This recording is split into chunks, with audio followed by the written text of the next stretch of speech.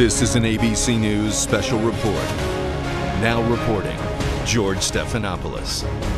And we are coming on the air now with the latest on that horrific event in Dallas overnight. 5 police officers gunned down by at least one sniper in Dallas overnight. It came at near the end of what had been a peaceful protest against those killings by police of some black men earlier this week. 5 officers have been killed, 7 officers injured, 2 civilians also injured, 3 suspects now in custody, and 1 shooter identified as Micah Xavier Johnson, 25 years old, has been killed by police. We're waiting for the Attorney General Loretta Lynch now to give a press conference in Washington, but I want to get more now on that shooter from ABC's Pierre Thomas, our senior justice correspondent.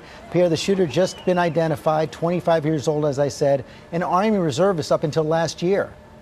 Exactly, George. We're still gathering more information about him. We're looking at some potential Facebook postings from this young man in which he expressed a lot of anger toward police. Still getting more information on that, George. And we expect the Attorney General to talk about assets and resources that the FBI will be bringing to bear to assist the local police. Again, this is a critical moment. They need to make sure that there's nothing bigger outside of this relatively small group of people that they're looking at right now. Again, 3 suspects, as you said, that they're looking at. Again, they're being tight-lipped, according to the mayor.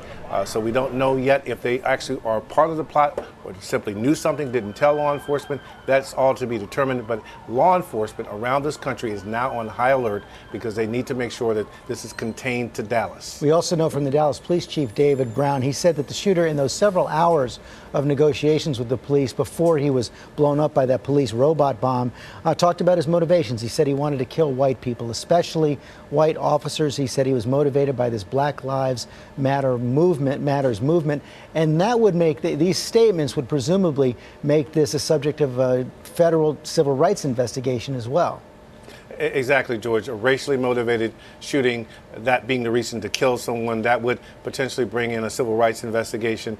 Again, law enforcement has been concerned that all of the debate that we've been having back and forth about policing and race could lead to a situation like this. But today, they're now focused on trying to help the police in Dallas, but also, again, trying to make sure there are no copycats. Police, again, George, around this country on high alert to make sure that the officers are safe.